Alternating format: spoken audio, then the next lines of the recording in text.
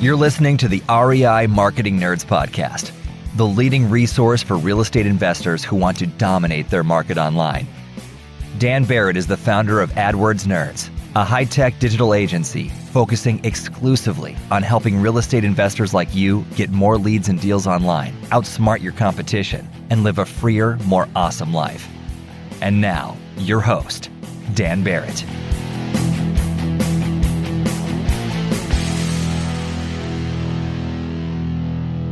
All right. Hello. Welcome. This is Daniel Barrett here from AdwordsNerds.com, and this is the REI Marketing Nerds Podcast. Happy to have you back. Welcome back. It is another week. I hope you are having an amazing week out there getting leads, getting deals. This week, I am interviewing Anthony Kusky. Now, Anthony runs a company called Sky Equities, LLC. They're down in the Central Florida kind of region, and their website is sellasisnow.com. Now, I want to throw that out there because over the last couple podcast episodes, I've been talking a lot about the shift. And specifically, this is the shift from a direct response oriented industry in real estate investing towards a more relationship based industry. And I spent 3 whole episodes building my case for why I think that is and what I think you can do about it. Well, I didn't plan it this way, but basically my interview with Anthony essentially laid out everything that I have been talking about when talking about what real estate investors can do to adapt to our new, sort of new and improved, if you want to call it that, marketplace. Everything that I talked about, Anthony is doing. And in fact, he's not only doing it, he's doing it incredibly well. He is the quintessential sort of example of a real estate investor that puts sellers first and focuses on building long-term relationships. This is the perfect chaser to those last 3 episodes. So first of all, if you haven't heard the last 3 episodes I did on the shift, go back and check those out. Especially if you're a real estate investor, they are going to be really, really, I hope, eye-opening for you. And this interview, if you have heard those episodes, is going to really put an exclamation point on what I've been talking about and show you a real-world example of how you can make that work in your real estate investing business. So without any further ado, let's get into my interview with Anthony Kusky from Sky Equities, LLC. All right. Hello, everybody. This is Daniel Barrett, and I am here with Anthony Kusky. Anthony, how are you, man? What's going on? I'm doing great, Dan. How are you, sir? I am doing super, super well. Thank you for asking. Well, actually, that's fake. I was talking to you literally before we recorded, and I was saying I'm kind of a garbage fire today. And I'm not going to pretend that that's not true. Everyone has off days, but I am feeling good despite my my sort of goofiness today. So for people who aren't familiar with Anthony, you are here from Sky Equities, LLC. You can check out their website, which is at sellasisnow.com. That's sellasisnow.com. And you guys are buying homes kind of in the Orlando, Central Florida area. You were saying like part of your area is called the Space Coast, which is sort of like the east coast of Florida, Brevard County. So let's actually start there because we were going back and forth about the different areas of Florida. And I'm not super familiar with Florida, but my impression of it is that it's an extremely active real estate investing market.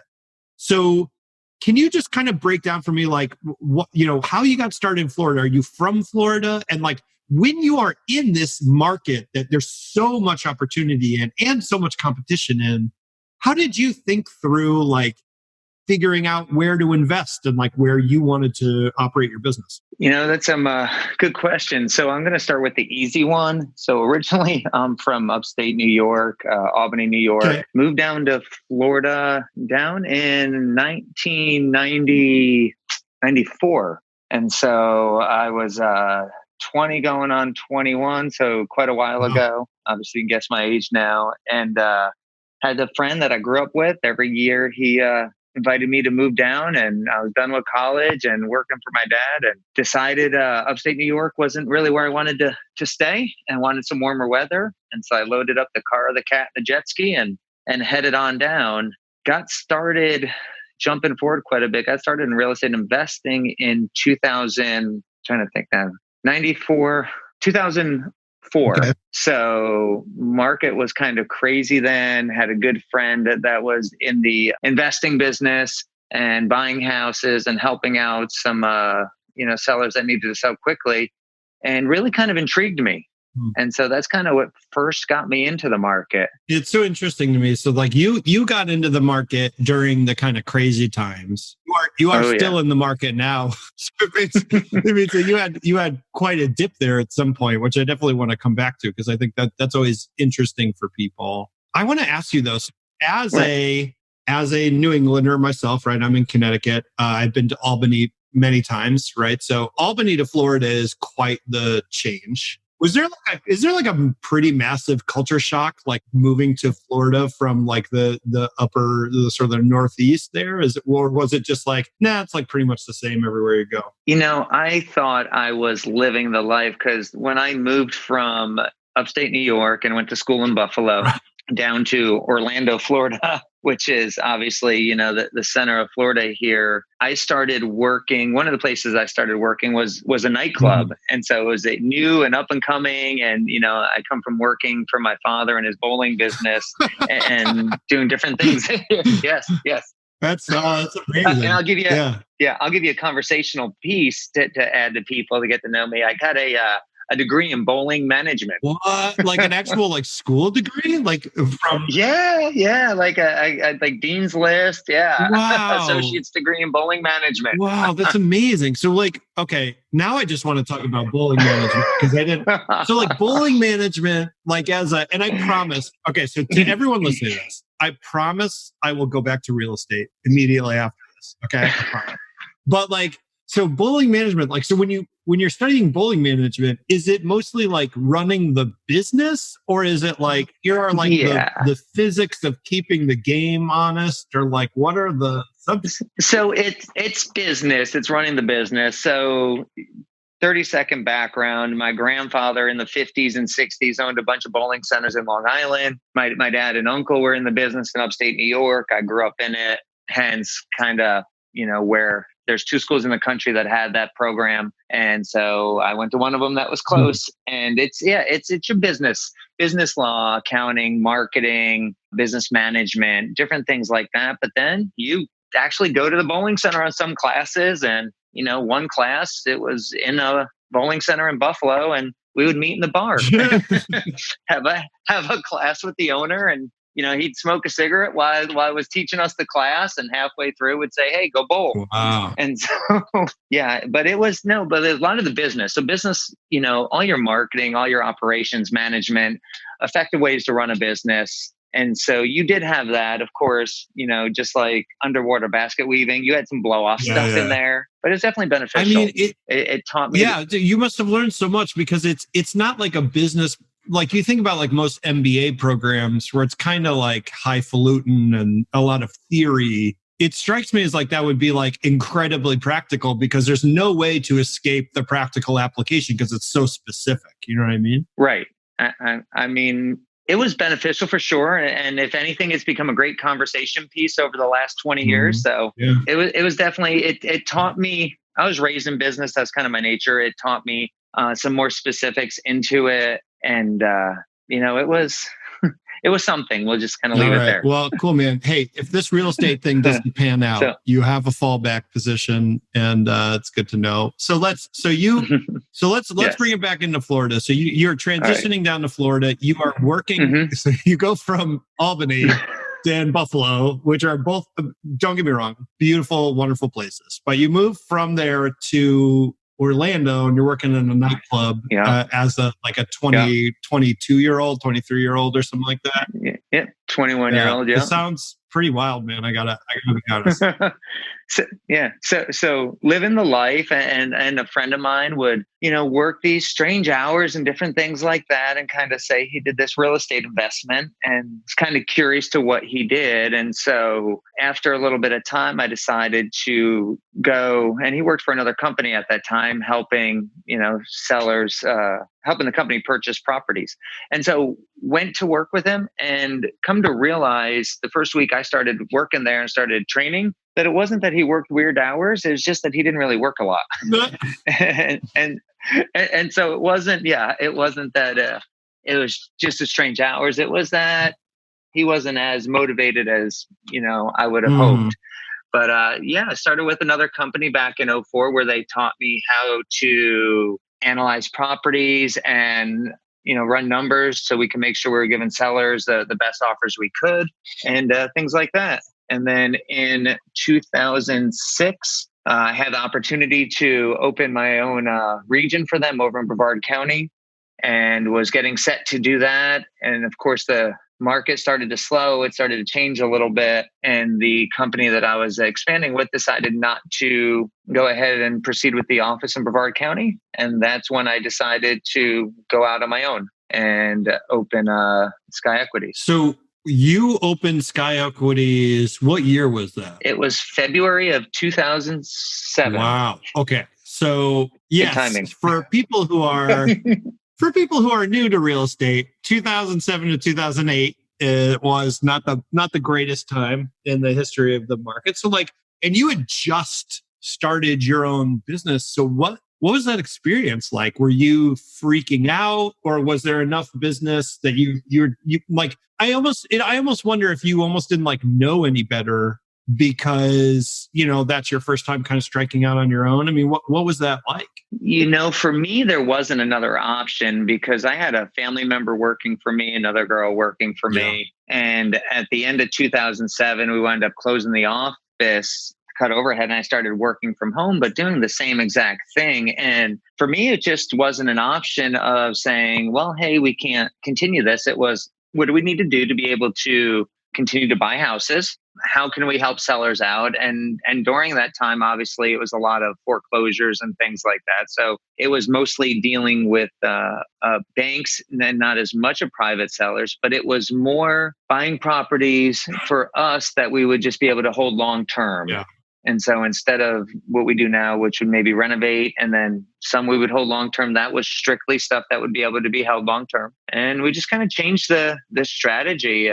With every different market, things change and you just kind of learn to adapt to it. And I have such a love for being able to help people out, be able to make houses beautiful, be able to just be in this business and share, any knowledge and guidance with people that there's really never been an option to me to say, well, hey, this is too hard. I need to quit. It's, hey, what can I do to help people out? Hey, short sales. All right. What do I need to do to learn those to help people? Because I don't know what to do with short sales. And so went out and learned how to do them. I mean, it's interesting. I've felt the same thing. I think much less intense than you probably went through because I don't have the equivalent of that kind of market, floor dropout that you had. But I think the whole forcing function of, hey, you're getting started in this business is difficult. Things are very stressful and they're trying, but you have people that depend on you and you need to make it work so that those people are going to be okay. Man, it's such a powerful motivator that, and I would say kids are super expensive and, getting married was expensive, but I probably quintupled my income when I did those things because I was like, oh, now I have to actually work, right? Before I was like, I don't need to work that hard in order to cover everything that I need. But man, it's very different when you have people kind of depending on you. Oh yeah. And I also had a child, a young man coming up on 1 year old in May of 2017. So, May 2016 or 2006, he was born. So he's coming up on a year old. So there really wasn't an option for me. It's, you go out and figure out how to make things work. Want to find motivated seller leads online, but don't know where to start? Download our free 2019 Motivated Seller Keyword Report today. AdWords nerds have spent over $5 million this year researching the most profitable keywords for finding motivated seller leads. And you can grab these exact keywords when you download our report at www.adwordsnerds.com/keywords. So let's talk about the business today because, you are still, I mean, man, that market, that Orlando market hasn't gotten any less competitive by, any stretch of the imagination. And I think you've done a really good job of kind of carving out a place for yourself. So when you look out at the market today, you think about you've kind of been through a couple of really interesting kind of epochs, right? You were there during the sort of bust time. You were there during, the drop out of the market, and you've been here during this whole kind of, I don't know even what you want to call it, the emergence of like real estate investing 2.0 or whatever, with the entrance of Zillow Instant Offers and the iBuyers and a lot of hedge funds in the space. When you look at your market right now, this kind of Orlando, Central Florida market, you were talking about Kissimmee and Brevard County. What do you think characterizes the market that we're in right now? What strikes you as different from, let's say, 5 or 6 years ago? So obviously, as you said, competition has really increased. There's lots of new investors. Of course, the TV shows that have come out, and we have several friends that are on flipping shows and have been approached by them as well. But it's just the competition has changed to where, I guess the best way to put it is, inexperienced or newer investors are competing with us on properties. They're willing to push the numbers to a point where it's a dangerous situation for them. And it hurts companies like ours that have been around, that are experienced, that know that if we make an offer, we're able to close and stick with it. And we get a lot of the new investors that are coming out and making offers on properties, and then they're not able to go through to the sale of the property because they realize it just doesn't work for them. Yeah. And so it's hurting sellers in that aspect of it. And for us, it's just, we've been doing it so long, and, we're rated well, we're licensed brokerage, all that stuff, that we just kind of keep pushing through on treating people right and doing the right thing, and be able to, follow through on what we say we do. But it's just highly competitive. It takes a lot more time, a lot more effort, a lot more marketing to be able to help the amount of people that we need to help to, of course, keep the doors open. Yeah, it's really, you make a really interesting point, which I hadn't even thought of that. But, I was talking recently about this kind of influx of new investors into the marketplace and kind of why that is. And I definitely think, like the HGTVs and all of that stuff have a huge part to play. I mean, also just the fact that, before, if you wanted to learn about real estate investing, you had to, buy a 20 cassette, like booklet from Ron LeGrand or whoever you bought it from. And it was just, it's a lot harder to come by, right? It's like less people doing it. It's just harder to even know that it's a thing. Now you can just go on YouTube and get basically an entire course on how to get started, right? So it's just the reach is so much bigger. But I was talking about obviously the effect that has on offers and the pricing and marketing. The thing I forgot to even think about is, of course, just like you're saying, a lot of newer investors make these really wacky offers, but they don't have the experience to really properly evaluate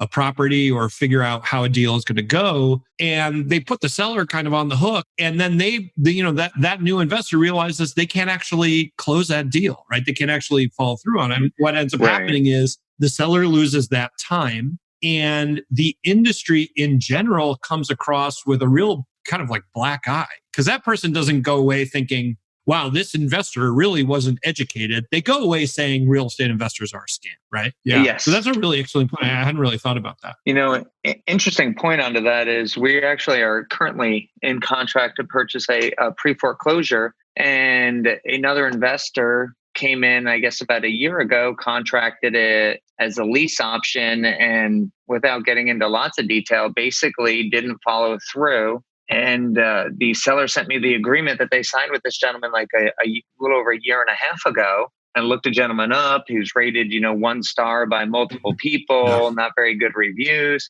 And it came from a seller trusting him to do the right thing.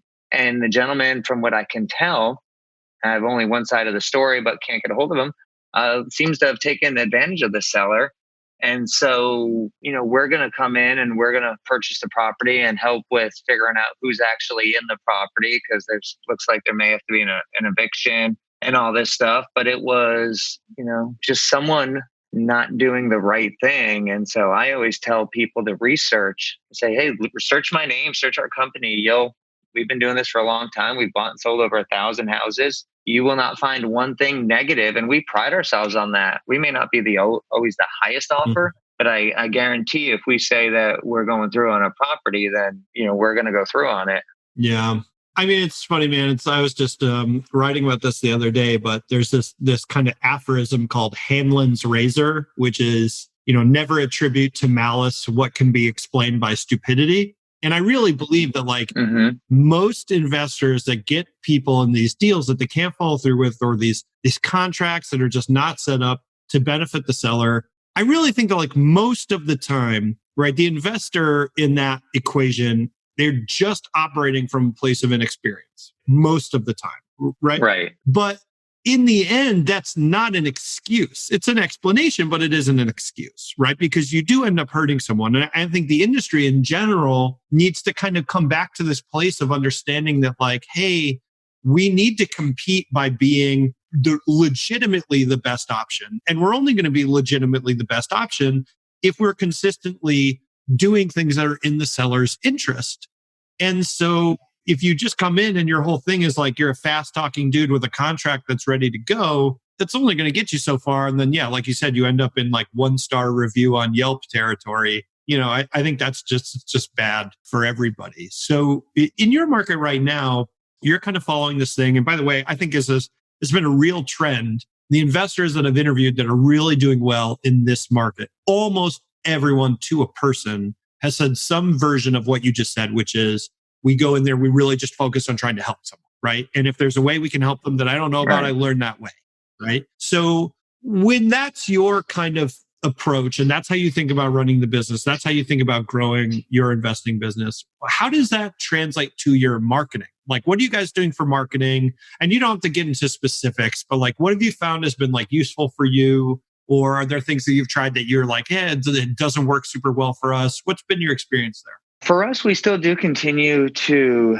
direct mail. Obviously, there's different ways we pull our data, and usually we're trying to find sellers that just have some sort of need to sell. So generally, those may be late taxes or properties needing repair or things like that. And so we do a lot of direct mail. We also do text message marketing. Not big into cold calling because I don't like receiving a lot of calls myself. And so we do those too. Of course, SEO, the search engine optimization, so people can find us when they need to find us, and some of the Google pay-per-click. And that's kind of on and off depending on the time. I think that's it. I kind of lost track of the question. No, I mean, it sounds like you're really doing a multi-channel kind of approach. If you just found basically you kind of have to be everywhere at this point. Mm-hmm. Yeah. I mean, we spend thousands and thousands of dollars every month just trying to market. And I'd say one of the ways that probably our unique selling proposition, as they would say, is just we do advertise that we are local, that we're, not some big company from out of area that doesn't know the area. We know Orlando, we know Central Florida, we know Brevard County, and we're able to come meet with you face to face and just know the local markets. Because even looking at it from a larger standpoint, every little pocket, I can look at Orlando and where my office is in downtown Orlando. I can go a mile each way, and each mile is a different market. And if you don't know those little pockets, you may not be able to give a maximum value to somebody for their property because you look at something 4 blocks over and it's a totally different little neighborhood. Mm-hmm. And so just all our marketing is, hey, we're local, we're Better Business Bureau, A+, where we live here too. Yeah. Yeah, man. I think there's just so much to be said for that approach. And I kind of want to just leave it there because I sort of want to hammer that point home. I think in the end, the real gritty tactical stuff is fun to talk about. But if you're not just focusing on helping people and being local and really being who you say you are, none of that stuff is going to help you. You know what I mean? Right. Yeah. All right. Yeah. Excellent, Dan. Well, I appreciate it. Yeah. It's just, we're consistent and that's all it is. Man. Well, so if people want to follow up with you or learn more about Sky Equities LLC, which is the company, obviously, we talked about the website, which is sellasisnow.com. Is there anywhere else you want them to follow you on social media, or is that the best place? So they can go to Sell As Is Now on Facebook. They can go to Sell As Is Now on Instagram. All right, cool. So we kind of have that across the board there. Our phone numbers are on there. If you message us, it comes right to my cell phone. So you're not going to get somebody else. It's going to be me responding. We'll do the best to answer any questions. Hopefully make it so you don't have to sell if there's an issue going on. But if you do, then, we're able to help. And if we're not a fit, we'll let you know too. Awesome. Well, okay. So I'm definitely going to link to both your Instagram and your Facebook page at the show notes, which are going to be at adwordsnerds.com/podcast. But like I said, if you are curious about what Anthony is up to, you can go to sellasisnow.com. Anthony, thank you so much, man. This was really an awesome conversation, and I appreciate you bringing your approach to our audience, man. I think you're doing exactly what investors need to be doing in order to be successful now, and I salute you for it. Thank you, sir. I appreciate your time. I hope you enjoyed this week's interview. I certainly did. I want to thank Anthony for coming on. That was a really great conversation. If you are not in our Facebook group, you really got to get in there. It's adwordsnerds.com/group. We'll take you straight there. Or you can go on Facebook and type in REI Marketing Nerds. It's free. I'm in there every single day, posting articles, posting tips, doing live trainings, answering questions. It is completely free. And honestly, it is the best Facebook group about online marketing for real estate investors. And I say that with no hint of hubris. I think that's really the case. So anyway, if you're not in the group, go get in the group. It's adwordsnerds.com/group. Once again, that's adwordsnerds.com/group, or just go on Facebook and type in REI Marketing Nerds. You'll find us. All right. I'll talk to you later. Have a great week, and I will see you next time.